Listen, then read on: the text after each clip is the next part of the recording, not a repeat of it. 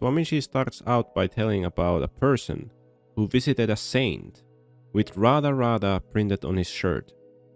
This saint then told this person not to wash this shirt in a public lavatory or other such unclean places. The reason for this is that the sacred name, etched or printed on any object, works as a yantra or a machine. In the olden days, people used to make yantras or amulets which would cure diseases of people over time. These amulets had to be handled with care to retain the purity and sanctity due them. If the amulet was not handled with care and reverence, it would lead to trouble for the mishandler, and like with every mistake, suffering follows. This happens unknowingly, so that is why it is important to listen to the advice of learned people, saints and your guru. Like when a child is told by his mother not to jump on the bed or furniture, the child still jumps on the sofa, gets his foot stuck in a crevice and twists it. The child had done a mistake, unknowing of the consequence that action would lead to.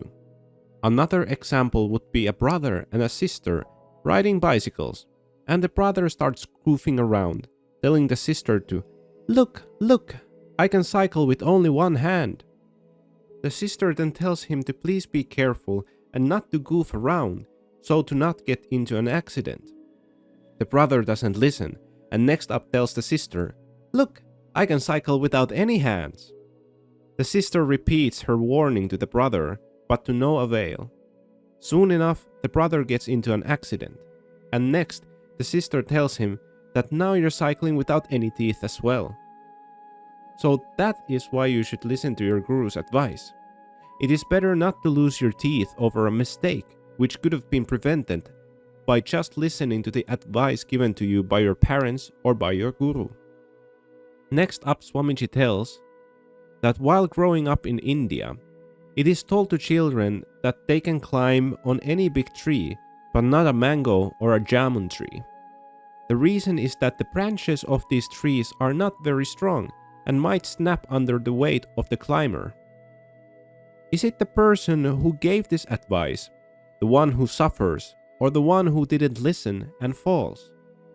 Swamiji tells that if you listen and learn from the experiences of others, you will be able to advance a lot quicker than having to learn everything by yourself. If a disciple or a child surpasses his guru or father in life, the guru or the father will be the happiest about the child's progress. Have no doubt about it. They are waiting to be surpassed by their disciple or their child. So if your parent or your guru is angry with you and you feel like the anger is unwarranted, do not get cross with them or feel bad about it, because then you will not be able to learn or get anything from them. The reason they would get angry with you is that they can see further than you can, that something may arise in the future which you are not able to prepare for, as you are more focused on the short-term gains. That is why they will do whatever is necessary to keep you in check. As a child gets to hold their parent's finger in not such a crowded area, and when there is more crowd, the parent holds onto the child's wrist tightly and walks him through the crowd. Now we are grown up, but we are still behaving as children with our God or Ishta. When we are not given what we desire, we start complaining and getting cross with him. We shouldn't do so and understand that our Ishta is not giving us these things because he knows we are not capable of handling what we ask for. So that is why he is first going to make you able and only then give you what you desire. Swamiji advises us that we should do our sadhana with unwavering dedication, devotion, and full surrender in order to become capable. Sometimes, as children, our parents might have seen our dissatisfaction and given to us what we wanted, but this would have happened only a few times, not more than that. It is the same with our God, our Ishta, that sometimes he may have given us something we desired, even if we had behaved like children, But this treatment will not continue. After that, you will have to be on your own. Our behavior as children has continued through growing up. Just the situation has changed. Swamiji reminds us of a story he had told us a few weeks prior of a drunkard who would come and listen to Swamiji's guru, Madan Mohanji Sahai's satsangs, every day. He would always be drunk during his visits, but because Swamiji's guru was so full of empathy, he would permit anybody to come to his satsangs and sit with him. Other devotees would come to Madan Mohanji and complain about this drunkard, requesting him not to allow this man to come there while drunk. Madan Mohanji would tell the man that you can come here, but please don't come here just after having consumed alcohol. The man would say that yes, the next time I will come sober. This would go on for some days, after finally Swamiji's guru asked him that, "See, this is not good for your health. Why are you doing this?" The man then maybe got emotional and saw Lahiri Baba's photo, who was Madan Mohanji's guru. And he said, "I swear on the name of Lahiri Baba that I will not drink alcohol from this day onward." Then he went home. And he didn't come the next day, but came the day after with a cloth covering his face. He went to Swamiji's Guruji and told him that last night Lahiri Baba had visited me and slapped me so hard that my face became like this. Then he took off the cloth and showed that his face had swollen considerably. Lahiri Baba's character was such that he used to shower as much love as much as he got angry with his devotees. And this is how it works. That sometimes the trashing happens so that the mistake doesn't happen again. And sometimes it happens so that the mistake would not happen in the first place. Next up, Swamiji tells the story when he was 13 to 14 years old. At that time he used to have a guru called Dadaji, who gave him diksha as a sannyasin.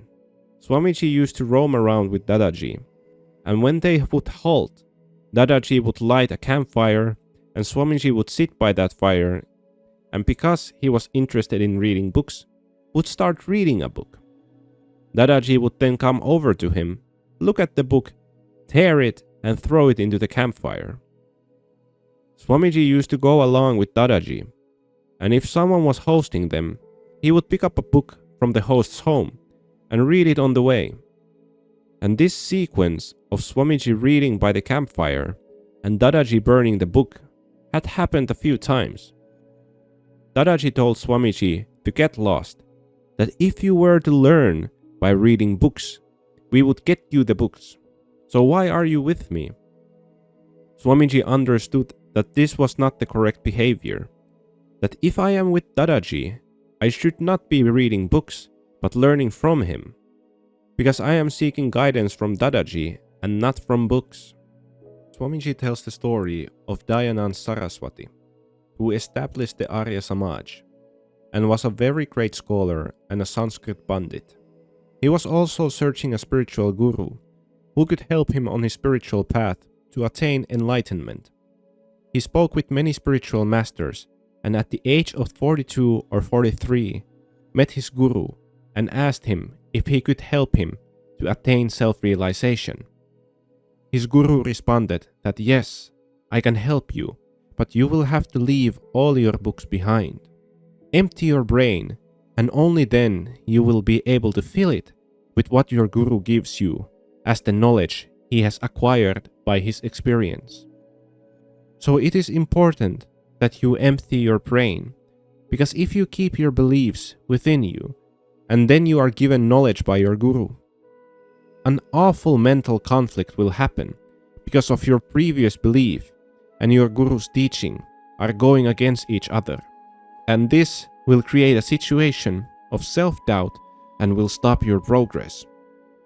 So only when you will develop this I don't know anything attitude and follow what your guru is telling you, then only Guru Kripa, Guru's grace, will be experienced by you.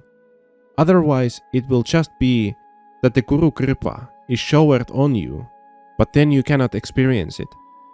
And once you start experiencing it and understanding it, that is when nobody and nothing can misguide you and take you away from your path.